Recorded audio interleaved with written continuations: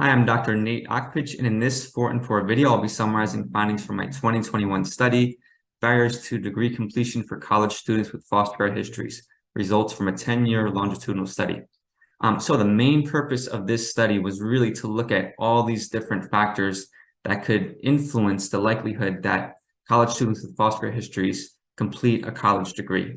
We looked at several background characteristics, factors that were measured a little bit before they enrolled in college and while they were enrolled in college, as well as characteristics of the institution.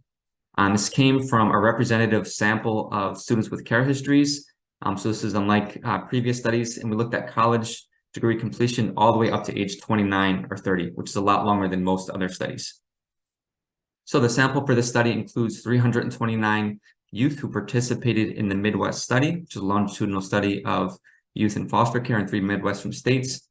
And in particular, we looked at Midwest study participants who had finished high school and who had enrolled in college and who we could observe for at least 6 years in college.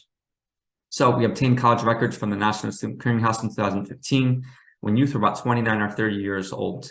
And we also compared the retention rates and degree completion rates for Midwest study participants against those of a national representative sample of low-income first-generation students in the beginning post-secondary education study. So we wanted to see how foster students compare with low-income first-gen students. Main outcome is whether or not youth completed a college degree. We had 4 sets of predictors.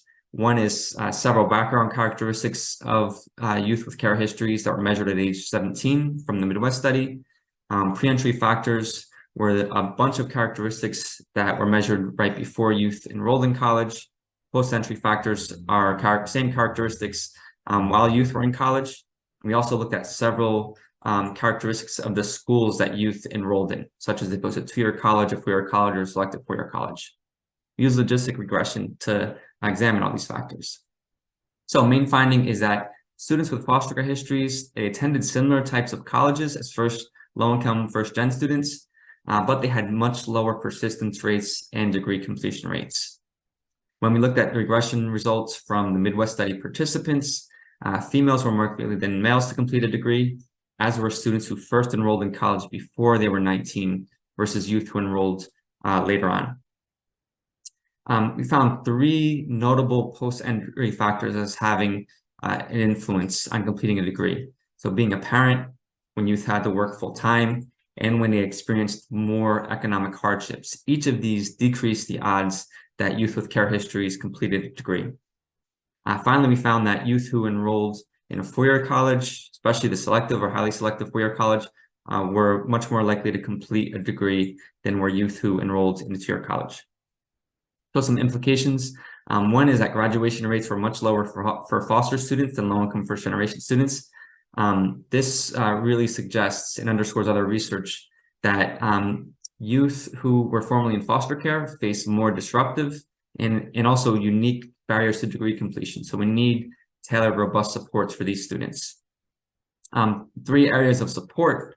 One is student parents. We can support young people with care histories, for example, subsidized childcare.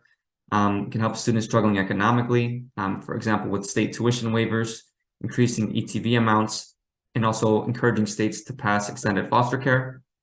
And then also ensuring full-time work is not a zero-sum game with completing a degree. For example, we can prioritize on-campus work for students with care histories.